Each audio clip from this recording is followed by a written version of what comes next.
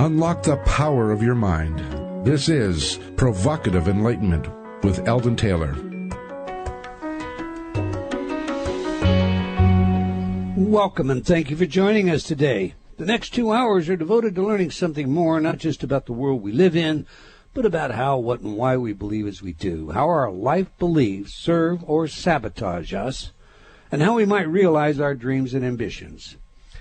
It is, once again, time for the open-minded, willing to challenge some of those old ideas behind what we think we know and who we might become. I'm Eldon Taylor, and this is Provocative Enlightenment.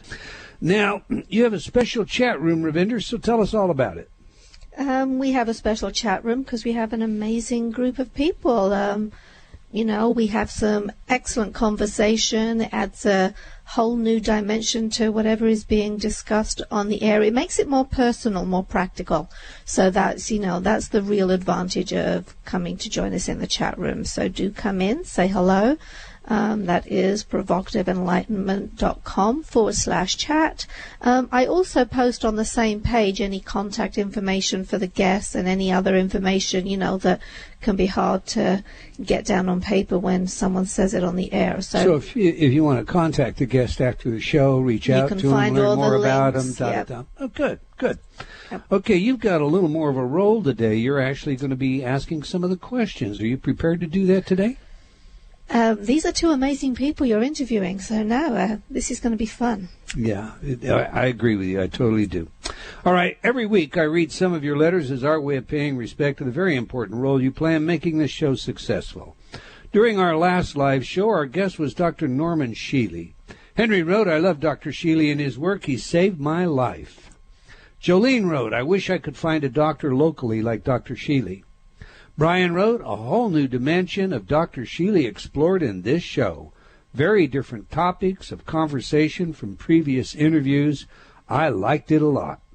CB commented, Eldon tapped a different place, having time to take Dr. Sheely back to formative memories. This show has an easy pace to it. I know Dr. Sheely has all kinds of info he could share. I just feel complete listening to his story and knowing I can check out all of his stuff on his webpage later. Viviana added, I've listened to Dr. Sheely many times before, but this time it feels different, more expanded, and it has been a very nice interview. Well, I too must add a comment here. For like you, Viviana, I also found Dr. Sheely's openness and candor wonderfully inviting. Didn't you, Rev? I did. I thought it was...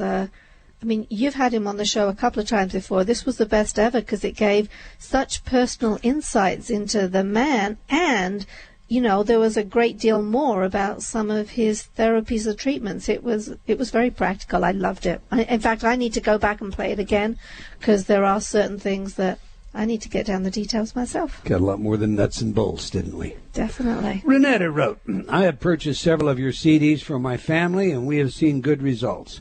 My daughter has improved her testing scores with a positive education exam CD and looks forward to listening to the CD for positive sports performance. Thank you for all that you do. Judith wrote, you sent me a free cancer CD for my sister. I bought a cheap player and put the CD in it and kept playing over and over for years. She has since gone to the Lord, but thank you, Eldon. It kept her in remission for years. Rav, some of the most touching testimonials I've experienced have been from people who were told, go home and die. They had cancer and their cancer went into remission. Indeed, as you know, the man that built the workbench that's in my shop was told he was a goner some 30 years ago, and he just passed away at almost 90 years of age. It warms my heart to hear these stories, and the program is free to folks. Simply go to our website. People that have been diagnosed with cancer. It's an absolutely free program. You have any thoughts on that? It is. It's a great program. I talk to lots of people on the phone, and you get those warm, fuzzy stories. The doctors do tend to put down hard edicts as to what is going to happen, and I think it's really important for us to remember exception. Not all doctors. Nothing is cast. The man we have coming on today is not one of those mechanics, but okay, good. I agree with you. Moving on. Celeste wrote, I'm writing to tell you how much your InnerTalk CD, Excel in Exams, has helped me. I recently graduated from Taft Law School with honors after completing a 4-year independent study program. I discovered InnerTalk while in my 3rd year. It made an amazing difference in my exam-taking experience. During the first 2 years, final exams were a nerve-wracking experience. I passed my exams, but only after suffering much anxiety. After taking my finals, I would be so exhausted that I couldn't do anything for the rest of the day. After completing my first year, I had to fly to California to take the baby bar exam. I passed with good grades, but I came down with the flu immediately thereafter because I was so energetically worn down. Things changed dramatically in my 3rd and 4th years. I listened to InnerTalk during the long hours of studying. I felt relaxed and confident. Studying became more enjoyable. I actually looked forward to taking exams. When I walked out of the exam room, I felt fine and had plenty of energy to enjoy the rest of the day. I would go on long bike rides to reward myself for a job well done, and my grades improved to boot. I will be taking the California bar exam in July of 2014. You can bet that I will be listening to InnerTalk, Excel in Exams, while I prepare for the most difficult bar exam in the nation. Thank you for the work you do in helping people like me achieve their dreams. Well, congratulations, Celeste, and thanks for your feedback. Katie wrote, Dear Eldon and Ravinder, I first heard of InnerTalk on Hay House Radio around 4 years ago, and I have enjoyed your programs there and the information you provide on your website. I have your open-minded approach to the many topics you discuss, and I love it. It really is very refreshing to hear. I have struggled with bulimia for over 30 years and have never been able to lose weight without resorting to it. Well, that's to purging, I'm sure. In the summer of this year, I was not in a good place and the heaviest I had ever been. Trying not to resort to my old ways, I purchased the InnerTalk Weight Loss Now CD. I listened to the CD daily for maybe an hour or two for 2 months without noticing any change at all. Then after listening for about 10 weeks, I started to exercise. I had exercised before, but always thought that this was just to allow myself to eat whatever I wanted. This time, however, I started to watch what I ate and combined healthy diet with exercise. I know that this approach is not news to anyone, but for me, this was very new. I was able to eat wisely, and if I did make some unsuitable choices in food, I was able not to purge, but to explain to myself that this slip did not mean that I had to throw everything away. 6 months after starting to listen to the Weight Loss Now CD, I have lost 22 pounds and have muscles that I never have had before. I enjoy exercising, I enjoy being more active, and love knowing that I am aware of my eating. At 45 years of age, I have a pride in my body that I have never, ever had. I am so grateful for the help and information that you are providing. I really cannot thank you enough. P.S. Enjoying your new show on the new station. Great job, Kate. We're both absolutely thrilled for you, and we're glad you joined us on the new station.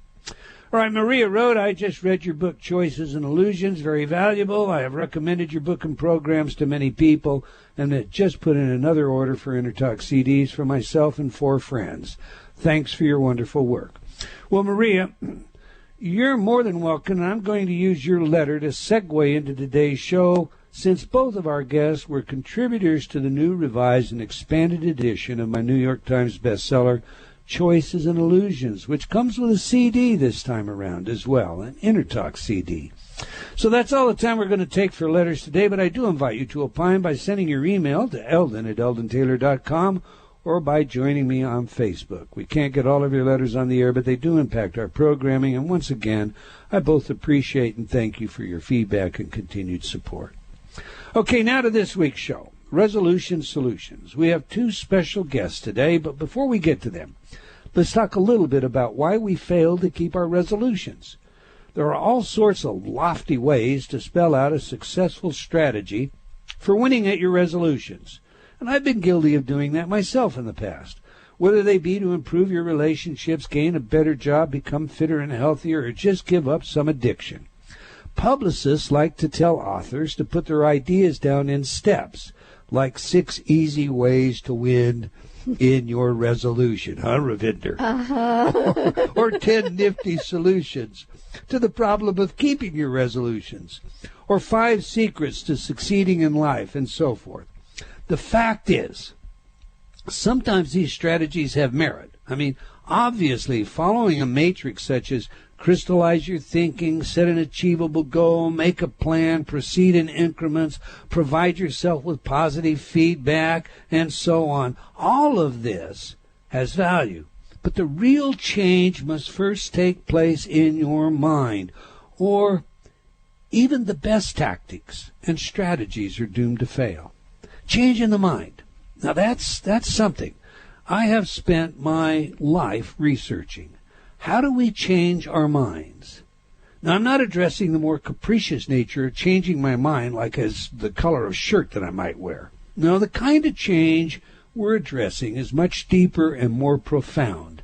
It is really all about changing some life belief. And our life beliefs are like a giant spider web. They're all interconnected. So there's no such thing as a belief that stands alone. As such, if I have used food to assuage anxiety and armor plate myself against a relationship because my last relationship failed and the pain is still with me, then there are several beliefs that must be changed before my use of food will truly come fully under my volition. True change must happen in the subconscious where all of those defense strategies and self-sabotaging beliefs exist.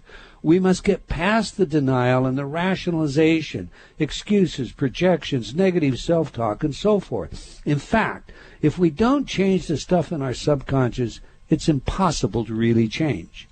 We might find ourselves substituting one ill-conceived behavior for another, like giving up smoking only to seek fulfillment via food, and therefore trading our smoking habit for a weight problem.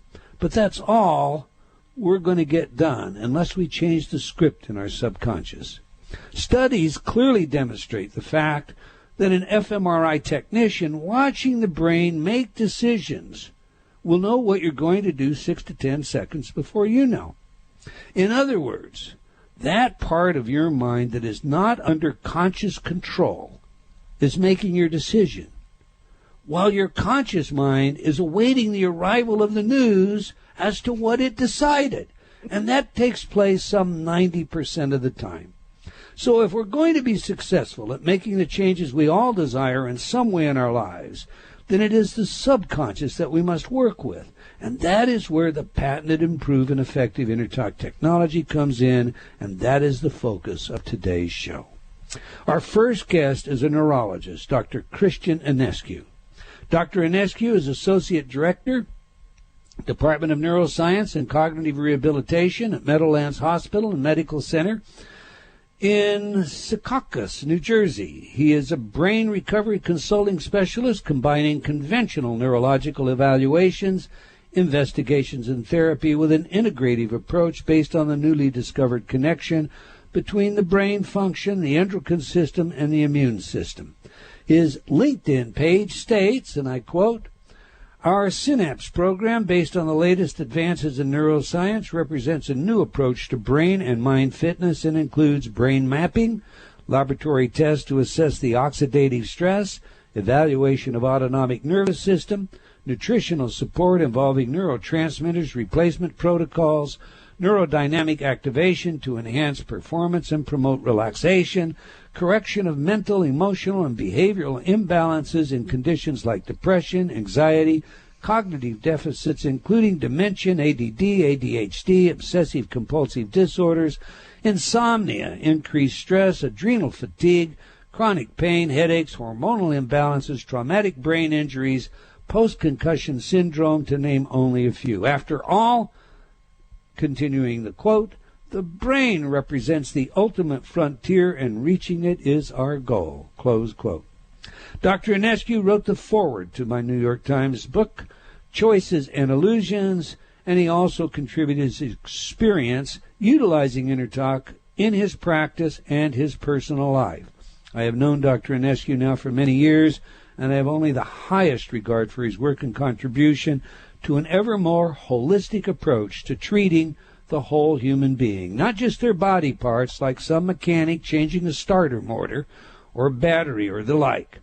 His neurology practice involves an integrative approach, as I have said, that includes the standard neurological evaluation and therapy with the addition of procedures based on the latest research in neuroscience. Now, as with all of our guests, we have asked Dr. Enescu for his song of life, and this one may not surprise you. When I find myself in times of trouble, Mother Mary comes to me, speaking words of wisdom, let it be.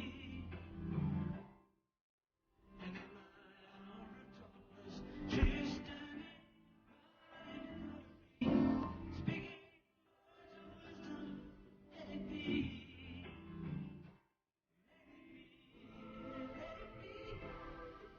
So on that, let's get him in here. Welcome to Provocative Enlightenment, Dr. Cristian Enescu. Hello. Hello, Eldon. Thanks for having me on the broadcast. It's indeed our pleasure. I've been very much looking forward to that. That's a wonderful song, and I think, I can probably relate to why that is your song of life, but I want you to share with our audience what's important to you about that song. Well, first of all, it reminds me to always act in life from wisdom and not from impulsivity, and it gives me peace. Wisdom was the one gift I gave my daughter, actually, with all my advices over the years, and hope that she remembers. Now she became a very young, very successful lady. So wisdom was the main thing that I used in my life to grow up with, and my parents were extremely wise people and tried to help me choose in the right way. They actually gave me advice all the time, telling me that the choice is mine, but the wisdom will tell you exactly what road to take. So in this moment, Beatles was the most important band in my life when I was a kid, when I was growing up. So that's about it. That pretty well says it. We do find a lot of self-disclosure sometimes when people provide their song of life. As I said before, we can have somebody on the show that is telling us all about how teach only love is where they are, peace and balance, and they give us a song of life that's a country western tune with the dog got ran over by the train and my wife ran away with the neighbor, and quite opposite to what their stated objective is. Listen, you immigrated to the United States. Your formal education originated in Romania, I believe. That's correct. I graduated medical school in Bucharest, Romania, and my first residency program completed in the country. Then I came here in 1990. And then, you studied here or at least your internship was under a Spaniard, if I recall the story, and he was somewhat of a mystic. Tell us about that, correct. Please.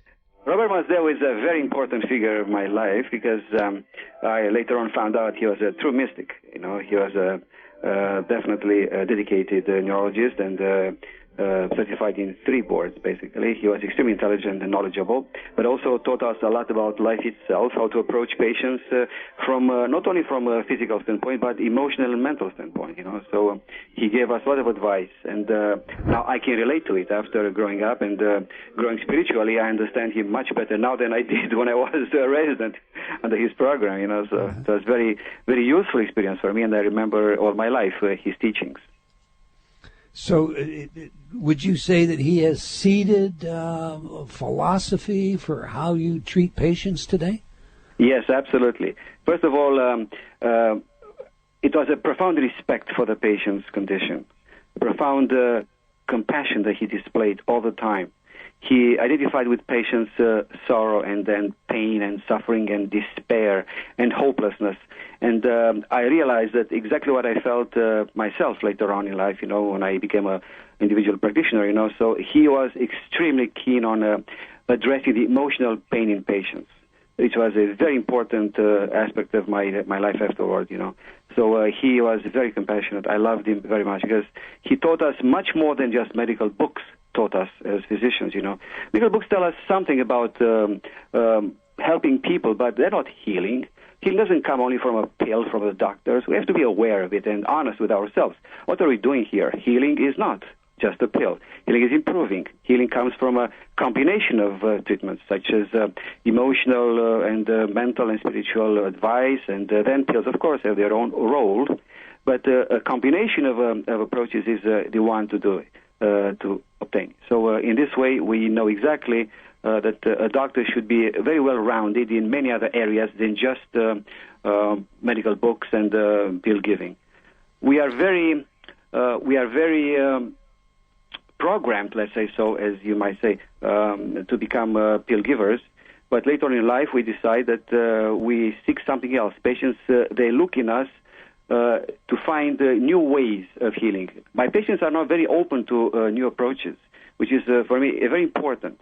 I was very surprised when I raised some spiritual discussions with my patients, and they were surprised and asked me, "Doctor, how come you know these things? How come you talk about these things?" What do you mean by that? Because you're a doctor. What do you mean I'm a doctor? I should not know these things? Yes, but doctors do not approach patients like you do. You have all these affirmations on the walls, like every day and every way I'm getting better and better, you are wise and wiser, I'm strong and stronger, I'm fit and fitter, slim and slimmer, and healthier. Every day and every way I'm getting better and better. So these affirmations, obviously, you remember, they are from your InnerTalk tapes, obviously, inspired, but I added something of my own also, some Buddha quotes also. And patients were very impressed by this, and deliberately, when I see my patients in the office, I leave them for a couple of minutes with one of InnerTalk tapes, CDs running, a very relaxing CD, and while they are waiting for me a couple of minutes, the wall opposing their seat is full of affirmations. When I come into the room, I see them scribbling fast on the paper something. So what are you doing? I'm just marking down what you just wrote on the wall. It's so important. So you don't need to do that, I said. I have a bunch of papers. I made copies in preparation for this because many people ask me for these quotes and to get them home and to remind themselves to behave and to think like this. So in this way, I can relate to InnerTalk programs a lot because not only that I listen to the CDs in the examination room, but I listen in the car myself when I drive the car and also at home. And the patients take CDs also, with my advice, of course, and they use them at home to their own benefits. They come to me, "Doctor," they tell me, "for some reason I come to your office and after I started seeing you, I feel much better. I don't know why." So I think that pill helps me that you gave me. And I asked him kindly, "So can you please tell me this pill was given to you by somebody else before?" He said, "Yes, but at some point it didn't help me. But now when you gave it to me, it helped me. So do you think it's only the pill that helps you here in the office?" And they realized instantly that it was not only the pill, it was much more than that. All right, but to be able to convey a message to the patients, you have to become somebody else yourself. It's hard to learn to teach physicians these days, to become somebody else when they are being trained and they don't want to change at this time. You have to become somebody that you love to be in life, but you have to have a certain awakening. From my standpoint, it's much easier to make a progress in spirituality if you already are on the path. The progress is absolutely exponential. But how do you jump the fence from the total spiritual blindness to self-awareness or awareness of something much greater than yourself? That's the most difficult part in my practice, actually, to see patients who are totally lost, and they come to my office with their faces transfigured by fear and desperation and hopelessness, In my practice, my first approach is basically to address the fear, to release them from fear. And one patient just asked me one day, "Doctor, what are you telling the patients?" Because when they come to you, they come bent over. I hate to interrupt you because I'm loving this, but we've got a break coming up that we have to get to. So I'm going to jump to the break. When we come back, I want to hear more about how you teach people to jump this fence, please. Exactly. We're speaking with Dr. Cristian Enescu about his book, Life and Work. Do stay tuned. You don't want to miss what's coming up after a few words from some of our friends. Close your eyes. Imagine your goals and dreams. What's preventing you from accomplishing them? Most often, we are our own worst enemies. I can't. I'm not good enough. It's time to reprogram that inner dialogue. Replace all those negative self-images with, I'm good. I am powerful. I can do anything. Eldon Taylor's InnerTalk patented subliminal technology does just that. Researched at numerous universities such as Stanford and by governments such as Mexico and Germany, InnerTalk has repeatedly been proven effective at changing your self-talk. Stop imagining your goals and make them a reality today. Visit www.innertalk.com. That's INNERTALK.com. InnerTalk.com.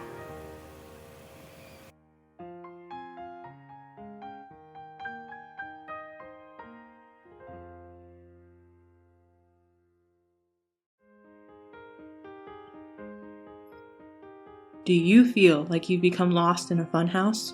Only seeing the reflection of yourself, past, future, and present, but unable to find the real you? I invite you to step through the doorway and onto the path leading to understanding of your mind, your choices, and the influences that surround you. Read Eldon Taylor's New York Times best-selling book, Choices and Illusions, now expanded, updated, and revised. It will provide you with real-life examples of how you can break free from your current perceptions and begin your journey to how high is up. Get your copy today from all bookstores or online from Amazon.com or Barnes & Noble.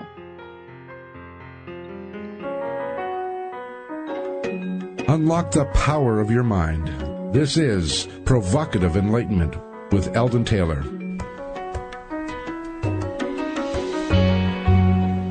And welcome back. If you just joined us, we're speaking with Dr. Cristian Enescu about his work and experience in helping people improve the quality of their health and their life. And just before the break, you were describing how you get people to jump the fence. That was the metaphor you used. Please pick that up. I loved where you were going.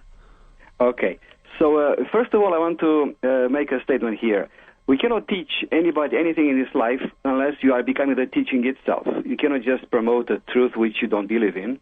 That's why I was able to teach people something about spirituality only after I became a different person. How I became a different person was a very interesting way. It happened to me, I'll describe an event in my life which marked me profoundly. My life changed dramatically after that, and I became a different person, obviously. So this moment of so-called... Share the event. I mean, tell us what happened. Yes, Don't sure. leave us on the edge of the cliff. Awakening, that I could call it, happened to me not when I was in Machu Picchu, Peru, or in India, or in a different other sacred place with known energy vortexes and all these energies, good energies that known to help people become different. But happened to me, funny, while I was driving my car down Garden State Parkway in New Jersey. Okay. This is historical because, it's a New Jersey awakening, not an Indian or a obvious exotic awakening. I was coming from work, very nicely, happy as a cricket, driving my car, happy, in a nice afternoon. It was still drizzling outside. The windshield wipers were running, and I had the InnerTalk CD in my car. I think it was connecting with a force, I guess. It was a very nice CD for me. It put me in a very joyful and mindful state, I was happy and thinking about my own life. I said, well, my life is actually very good. I'm a successful physician. I have a loving family. I go places. I have enough money. I said, okay, I'm financially secure. I go dinner with Mozart in Salzburg. I scuba diving, tennis, skiing, in the Alps. So then I raised a question. But listeners, please do not do what I did. I was not in a trance state, obviously. I was in a very joyful state. But if you ask a question with a true intention to know the truth, as Stuart Wilde might say, hold on to your head, because it's coming to you. It will blow you away completely. I had a true intention to know what else am I missing in my life. This was a question. And now I know as a fact that by asking a question, I triggered an answer immediately. The answer came to me in two forms. First, an image, which was my so-called perfect human life I was living. And a few seconds later was replaced by a feeling this time. The feeling was very unusual, an emotion, an overwhelming wave of love. I felt I was totally engulfed in love, coming pouring out of me to the road, to the stars, to the trees, to the car, to everything, waves and waves of love, which I tried to resist initially. As my ego tells you, no, what are you doing here? You're losing control. What's happening? And then I said, no, let it go. And the more I let it go and I allowed it, the more came to me. And in this moment, I couldn't hold it. I burst into tears not like a regular cry, but tears with sobbing and tears dripping off my chin like a toddler that lost his mother and found her after a long wait, So I cried like a toddler, and all the way back home, 20 minutes, I reached my home, I cried uncontrollably. At some point I had to pull over. I couldn't do it. I couldn't hold it anymore. So then at home, I did something interesting. I started to reason. I went home, I washed my face. My wife was still seeing patients. She's a pediatrician, by the way. And I was alone at home. And I said, what happened to me? What was this? It was beyond my reasoning. I'm very good in reasoning. I have a background in science also. I love psychology and logics. I love to reason. I like mathematics and physics, But this time was beyond my understanding, beyond my reasoning. So what's happening to me, and how was it possible to have this experience, which I knew I have not induced myself, because I was not so intellectual or spiritually refined to create it, to induce it myself. I was not there yet, definitely. So what happened to me? I said, why now and why not a year earlier, for instance? And then I realized something very important, that for the past few months, I was listening every day over and over again to InnerTalk tapes and CDs. For me, the only difference was this. I said, it must be this. And now I understood. You remember when I first got in touch with you, I asked you, what are you doing? What kind of program is this? Because it looks like a very interesting program, and it's going to have a potential to change the whole humanity, I said. You said, yes, it might, if it's used in the proper manner. At this point, I realized that I reprogrammed my subconscious mind. I primed myself to be able to be open to new things, to change, to unleash in myself the power of love, which was hidden. I felt it was inside, but was hidden with shields and shields of layers and layers of emotions of negative type. And the only way I can explain it was the InnerTalk tapes and CDs. When I got this, I had, what am I doing now with myself? Because my life became a race against the clock to reproduce that feeling. And I realized in that moment that I cannot do this. You cannot have a pure, unconditional love, state of love in this world, because you have to go to the kitchen, take the garbage out, and take care of your chores and things like this. You cannot. I love my garbage anyway, but it's not the one I want in life to focus on. So what's happening? I realized I have to go further to investigate how can I reproduce it. Okay, in meditation states, definitely it's fine. But after that, you cannot hold a job and have a pure unconditional love running in yourself, As David Hawkins might say, you have to be out of traffic, human traffic. It is too overwhelming, but it's available to all of us. And I had to give the message away. I have to give the message. It's not for me only. This is to be shared. How can I share the message? How can I do it as a physician? I'm a doctor. How can I influence my patients to understand, to make them aware of this beauty, of this bliss that we are all have access. We all have access to, and it's available to all of us. How can I do it? When patients come to me with a pain, for instance, doctor, give me a pill, please. I have my pain to be taken care of. Okay, give it the pain. That's the pill. That's fine. But later on in life, I realized that I have to start a discussion about this change that you have available in your life, and slowly, I realized I can marry my medical background with a spirituality, which I did in my practice against all odds. Everybody else, when listening to me, said, Dr. Enescu, you're speaking something else than the doctors around you. So aren't you afraid to lose the patients? I'm losing nobody, I said. I'm not here to gain or lose patients. It's not my patients. I know my patients anyway. So I give the best I can, the best I feel that is right for the patients. And in this way, I was exposed to many comments from outside, which I resisted, definitely, because I knew what I knew. I didn't have a need to be confirmed in what I was doing was right or wrong. I knew it as a fact. So in this way, I continued my work with patients to convince them, to talk to them about this. And definitely, InnerTalk was a part of my practice. InnerTalk was actually on my desk. The catalogs were on my desk. And I told them, listen, I got myself much better in life because of InnerTalk tapes. How I did it? You have to listen to those tapes, I told my patients. Some people listened to them, others bought them, and did not listen to them. I tell them, listen, you have to understand that if you want to change your subconscious mind, you have to realize you have to use it on a daily basis. And they did it sometimes, and they get much better.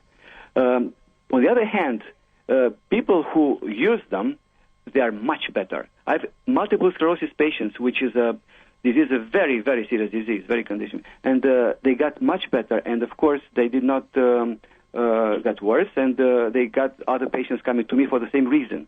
So what did you do with these patients, Dr. Enescu? I gave them some advice on top of the medications I was given anyway, because I use a combination of treatments, and the advice was more exotic, more different than other people in the office. So in this way, I was able to create slowly a panel of tests and a panel of investigations, which allowed me to have an objective view of somebody else's health, but also at the same time to show them the truth and about the spiritual life also. So the combination of these two things, that spirituality and medicine, was basically a success in my practice and is now running very well. I also want to continue this work, and I will definitely investigate what else can I do. I realize that I have to give my patients an objective finding first to gain their trust. That's why I use these neurofeedback machines. I use the QEEG, brain mapping. I use many machines designed from NASA physicists to improve their health. So after the health is improved, I'm able to have a dialogue with the patients, because they have a break in the symptoms. They can listen to the spiritual message. But I realize very clearly now that Norman Shelley and Karen Miss were great when they wrote this. They created this program, Science of Medical Intuition or Energy Anatomy. They should be with InnerTalk. They should be part of the curriculum in any serious medical school. Without these, doctors become very ignorant, and our ignorance is not helping patients. On the contrary, is going to harm them, because what's happening in the medical office is something that nobody talks about. Actually, nobody talks about in this. In the forums, in the medical forums especially, when I tell the patients, for instance, patient comes to see me, and I say, Dr. Enescu, I have these symptoms. Am I falling apart or not? And what I do, I examine the patients, for instance. I run tests on them, examinations, radiology, nuclear medicine testing, and I tell them, listen, my books and my experience as a doctor tell me that you may kick the bucket in the next 6 to 8 months, for instance, or you wiped out this plant in 6 to 8 months. The patients in this moment, I realize now, they are in a state of highly suggestibility. So high suggestibility state, it's an alpha state. When I talk to the patients, they become hypnotized by the physicians, waiting and expecting the truth from the doctor's lips. And what we do now, we don't realize it. So we don't talk about how much power we physicians have on the patient's minds to influence their future. There's a study done by Harvard University stating exactly that the most important factor in a patient's outcome from any condition was actually the doctor's opinion about the patient's future. So this impact we have on our patients' minds, and we are not aware of it. So once we become aware of it, we are very careful on how we handle the situation. When the patients talk to us, for instance, we tell them very clearly what we think their future might be. By in this way, we replace God. When we say, I have no idea what the future is, but I can have an idea of how I can help you today, for instance, because your future depends on much more than just my books and my experience and my test results I have available in my hand. So in this way, I'm able to tell them that there's a chance that my books may be wrong, and the patients just wait for that with a high expectation. In this way, the patients are able to be influenced by us slowly at the subconscious level, obviously. Because what we tell the patient, when they come to our office, they do not open only their hearts, actually. They open their subconscious minds. And we act on subconscious minds, and we influence them. We download securely and safely several messages which will be taken or not by the patient's minds in this way, and they go home with an idea of their future, which was induced by us physicians. Once we are able to understand this mechanism in our practice, we can influence our patients to become much better by telling them simply, Mr. X, Mrs. X, you are much better than you think you are, first of all.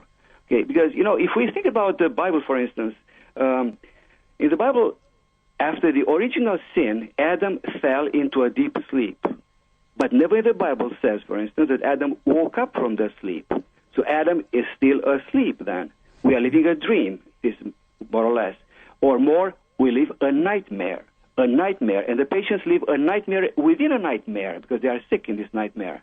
Our colleagues, we should not identify ourselves with a patient's nightmare, first of all, physicians. We should not believe their nightmare. We should understand their fantasy is wrong, so we should stay away from it, because if we accept the patient's prognosis coming from books, for instance, we become part of their nightmare, and we lose our own identity in the same time. So it's very important to understand where we stand as physicians, how much we influence our patients. How do we do this? We have to find ways. What's triggering the patients to change? A discussion like this cannot happen in a patient's office and to be taken by the patients and use it for the change. It has to be done at a much deeper level. Our subconscious level is the only one that we can access on, and we can change. If I tell the patients you are much better than you think you are, they change immediately. There's a hope, of course. They come to you with despair, with fear, with emotional negativity, because they depend on some other person to heal their own problems, instead of having this issue taken care of by themselves. It's already a huge stress for them. So in this way, I can tell them exactly what I think, which is correct, is not at all a lie. So you're better than you think you are. And your healing depends on many factors, including my pills initially, but you have these other options in your hands, which I advise you strongly to use. And use because the studies have shown so and so. And I come up with many studies showing how often physicians were not correct in patients' diagnosis. One patient is lucky when saying, "Doctor, I don't know what your books are saying, but I don't think I'm going to kick the bucket in the next 6 to 8 months as your books are telling me, because I'm extremely fond of this life. I love this life. For me, the sky is blue, the sun is shining all the time. I cannot be sick. I'm getting better anyway, with or without your help, doctor. Yeah, but my books are saying, and the time is very ugly outside. Doctor, in my heart, the sun is always shining. The sky is always blue. I'm going to get better, doctor." And 25 years later, the patient comes, "Hello, doctor, I'm still here. How are you this time? Are you still okay, doctor? Are you still alive?" And how many times we need to have these examples in our practice to change, to understand that we're not God. We're humble persons who are helping at the moment, the future depending on many other factors. In my practice, obviously, I chose, some people have other ways, but for me, it helped me a lot to address my subconscious mind, first of all, to become a different person myself, and I realized that human race is totally 100% reprogrammable. We can be reprogrammed easily, and we are reprogrammed daily by media, by all kinds of commercials and advertisements, and by ourselves, by speaking to other people, for instance. I tell patients, listen, from now on, please do not speak with other people about what's wrong with you, what you don't like. Speak about only what you like to have in your life, because the most important person who is listening to what you have to say is not me, it's yourself. Your ear is much closer to you, your subconscious mind is much closer to you than I am to you. So what you telling me the truth about what you feel at the moment is coming straight to your subconscious mind, and you are reprogramming yourself. Try to avoid. If somebody else asks you, how do you feel, say, I'm better and better. But you're not better. I'm there. I'm not there yet, but getting better, ing in English is a present continuous. It's happening now as we speak. I'm on an upward trend ramp, so I'm going to get better. I'm getting better, not tomorrow, because tomorrow is going to be tomorrow. But if I'm getting better today, starting this second, I have a chance to get better. So in this way, I teach them how to think and how to speak about themselves with other people. And I encourage families never to ask them, how do you really feel? Because they cannot help you anyway. They can only think of, well, thank God it's not me, the friends of yours, so it cannot help you. So you tell them, don't provoke your loved ones, your family or your friends, don't provoke them to tell you what's bad about themselves, because they're going to reinforce all the negativity in the subconscious minds. So for me, it was obvious from that moment on that I have to change patients' minds, first of all, before the treatments. And the treatments, of course, have to be given, because the patients believe in pills, and the patients don't come to you with a spiritual expectation. They're just sometimes totally shocked, and sometimes I'm shocked by the patients because they ask me, Dr. Enescu, I've been doing this for the past 30 or 40 years. What you speak about today is true, is correct, but I wonder how come you came to this truth. I say, well, I'm a very busy person, I said. There's only one way. I don't have time every single day for 6 hours to sit and meditate for 20 years to have a meaningful experience in meditation. I do something which is much faster to allows me to change in this fast pace of life, which is in America and the whole Western world, you know. I'm not living in a log cabin in the mountains to have all the time in the world.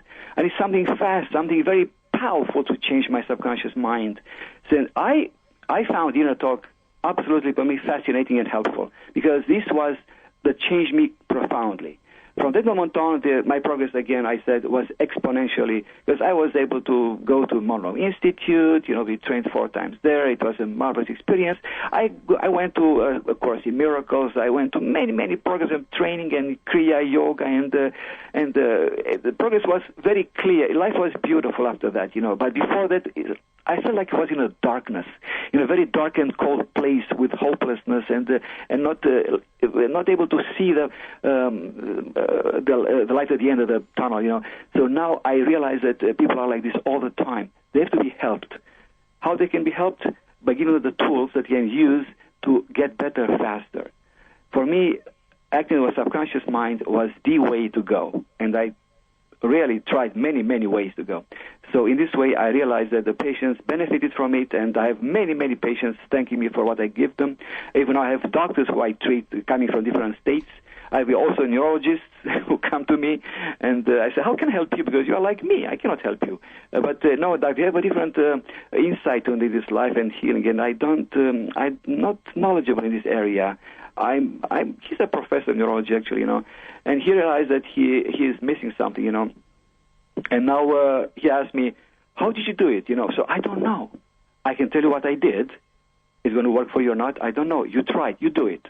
And then, of course, people are going to follow me, because where they feel, when they talk to them, that the truth behind what I say. And I changed. They see me different. How can you change? They said, I don't know. I changed gradually by realizing that I can influence my subconscious mind, having learned this technique from Dr. Eldon Taylor. I said, okay, from these InnerTalk programs. I said, this is the most important part. But knowing the mechanism of InnerTalk and how it's being done, now I understand very clearly that there's no way somebody cannot change if using the tapes, the CDs, on a regular basis. There's no way. We are like robots, reprogrammable. And I encourage people to do it all the time. The pain becomes much better. The pain is unbelievable, powerful symptom in the practice, you know, and they block their beta endorphins, the manufacturing. And by using these InnerTalk tapes, I tell them, listen, use them and daily listen and relax. And then they come to me, doctor, I feel better. Your pill worked. Only the pill? I ask them again. Your CTs also. Okay, so they realize again that CTs are important. Now, in this way, when I changed myself, I understood, first of all, personally, I grew up in the spirituality. I understood a lot more. And I was able to become a different person. Then my message that I was conveying to my patients was very clear and becoming very powerful. We need you, you know, at some national level overseeing the educational curriculum for, you know, healthcare professionals, period. You have the attitude, and I think, you know, everyone that's listening to this show is wishing that they had a physician that they could go to that comes from exactly where you're coming from. You know, it humbles me to hear your story, but it absolutely thrills me to know of your success. We have just a couple of minutes left. I want everybody, especially everyone that's on the East Coast, they're going to be on the telephone wanting to make appointments with you. I want everybody to know how to reach you. Do you have a website? How can they connect with you? Tell us what your office is, etc., please. Okay. I'm on LinkedIn, first of all, and I have an office in Manhattan in West 57th Street. And the address will be on internet, basically, is 119 West 57th Street. And the phone number is the best one, is 917-200-1663. And the website is still under construction. But I have an email, which is brain_nutrition@optonline.net. So brain_nutrition at offline.net. So, of course, I'm available. I have an office in New Jersey also, but I'm half days in New Jersey, half days in Manhattan. A very big place, very busy place, and the people are in need tremendously of methods to relax themselves much faster and to get better, really. Well, they're very, very lucky living in that area to have you there. My own physician is listening to the radio show today. He happens to be from the Ukraine. His name is Enescu, and when I shared some of your philosophy with him, he became very, very interested. I think it's not just great that you're helping the patients, but that you're helping the field, the profession as you are. You are indeed a pioneer. You have my deepest respect, and I'm very, very grateful that you took the time to join us today, sir. Okay, I thank you very much for having me, and I really enjoy your shows all the time. Thank you very much, Eldon. Thank you. Thank you, Dr. Enescu. Thank you. We'll be right back after a brief station break. I catch my breath, and I just am in awe of Dr. Cristian Enescu. Thank you for listening to us today.